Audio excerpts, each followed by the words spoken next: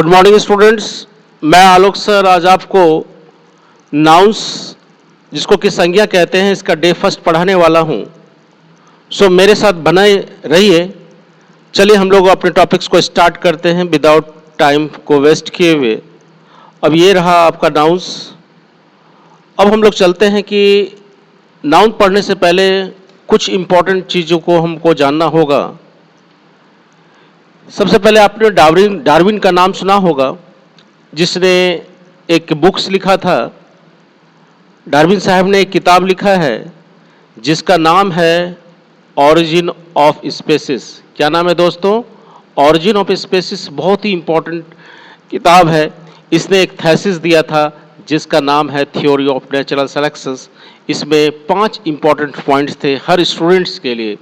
ये जो नाउन्स है इंटरमीडिएट स्टूडेंट्स के लिए तो जरूरी है, साथ ही जो भी कॉम्पिटिटिव स्टूडेंट्स हैं जैसे बैंकिंग, एसएससी, रेलवेज का तैयारी कर रहे हैं, इनके लिए बहुत ही मायने रखता है, क्योंकि इसके जरिए ये नाउन्स कंप्लीट करने के बाद जो कॉम्पिटिटिव स्टूडेंट्स हैं उसको मैं कॉमन एरर्स कराऊंगा। अब यहाँ पे देखो कि डार्विन ने एक थ्योरी लिखा था जिसका नाम था डार्विन ने एक किताब लिखा था जिसका नाम है ऑरिजिन ऑफ स्पेसिस। उसमें एक थीसिस दिया गया था जिसका नाम है थ्योरी ऑफ नेचुरल सिलेक्शन। एक बार मेरे साथ बोलो, क्या नाम दिया गया थीसिस था? जो सिद्धांत था उसका थ्योरी ऑफ नेचुरल सिलेक्शन। उसमें 5 इंपॉर्टेंट पॉइंट्स थे। एक पहला पॉइंट है ओवर प्रोडक्शन, दूसरा स्ट्रगल फॉर एग्जिस्टेंस, तीसरा सर्वाइवल ऑफ द फिटेस्ट और चौथा यूजफुल वेरिएशन, पांचवा नेचुरल सिलेक्शन। सपोज करो कि सीट निकल गई आईबीपीएस की 100 सीट्स निकली है आपको एग्जाम्स में। एक तो सीट का तो ओवर प्रोडक्शन हो गया। अब इन सीट्स 100 सीट निकला और इसमें से 1 लाख लोग पार्टिसिपेट किए और आपको ये बताना है कि इसमें से कितने लोग सिलेक्शन होगा। सिर्फ और सिर्फ 100 लोगों को ही सिलेक्शन होगा, यानी कि जिस लोगों का सिलेक्शन होगा उसको स्ट्रगल फॉर एग्जिस्टेंस करना पड़ेगा, यानी कि संघर्ष करना पड़ेगा उसको पाने के लिए। जो जितना संघर्ष करेगा उसको सफलता उतना ही मिलेगी और तब वह सर्वाइवल ऑफ द फिटेस्ट होगा। तीसरा सबसे बड़ी बात है कि सपोज करो कि आपका बैंकिंग में आईबीपीएस में हो गया, तो आपको एक इंटरव्यूअर आपसे क्वेश्चन पूछता है कि what do you want to join, आप ज्वाइन कहाँ करना चाहते हो? तो आप बोलो कि मेरा नेटिव प्लेस, मैं बिहार से हूँ, मैं बिहार में करना चाहता हूँ। क्या ये पॉसिबल है? ये कभी भी पॉसिबल नहीं है। तो आपको स्थान परिवर्तन करना पड़ेगा, इसलिए यहाँ पे लिखा है यूजफुल वेरिएशन। तब जाकर के नेचर आपको सेलेक्ट करेगी, तब नेचुरल सिलेक्शन होगा। तो डार्विन का एक जो बुक्स का नाम क्या है स्टूडेंट? Origin of spaces. उसने एक सिद्धांत दिया थ्योरी ऑफ नेचुरल सिलेक्शन।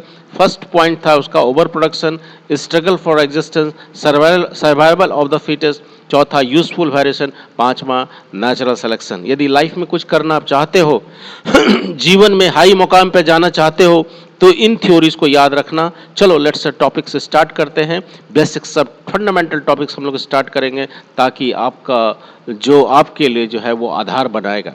चलो हम लोग अब इसके बारे में जानें कि भाषा किसे कहते हैं।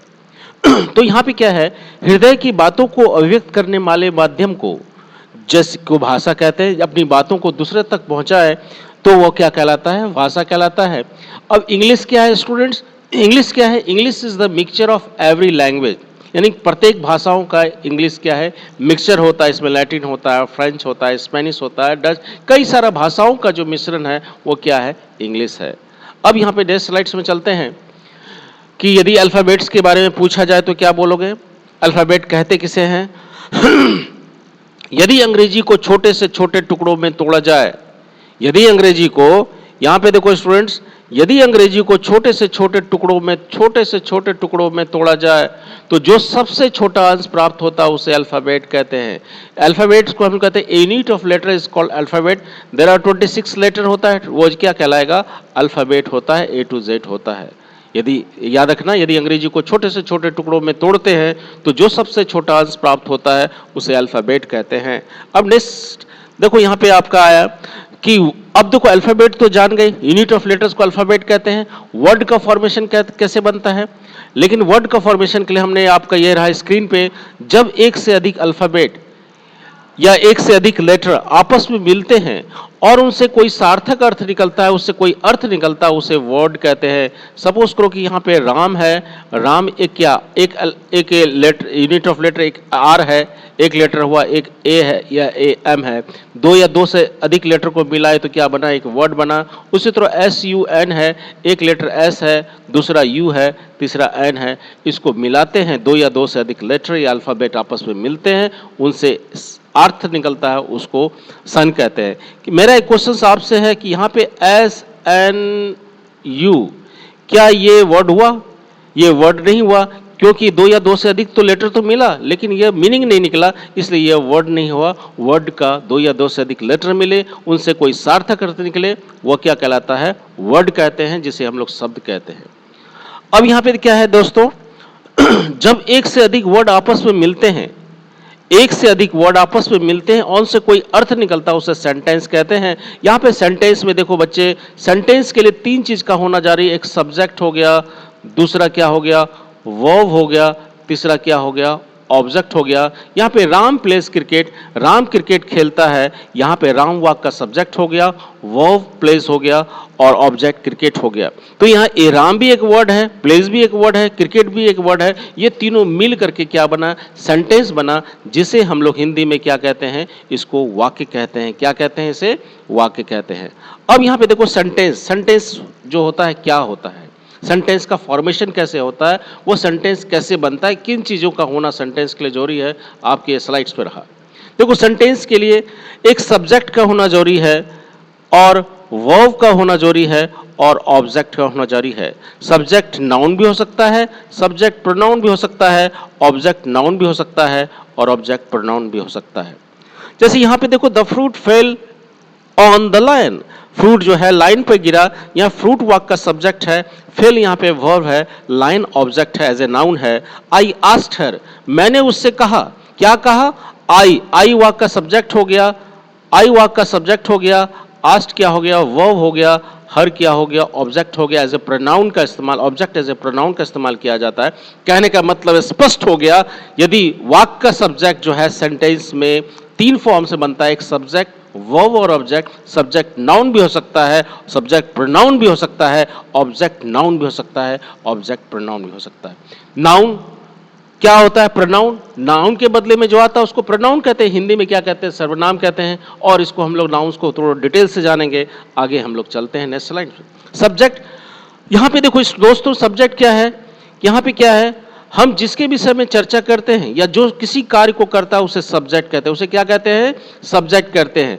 जैसे बोले कि हम बोले कि हु इज द बेस्ट, यानी कि एक क्वेश्चन है, जो हु का जो जवाब देगा स्टूडेंट, हु का जो जवाब देगा वो क्या कहलाएगा, आपका सब्जेक्ट कहलाएगा।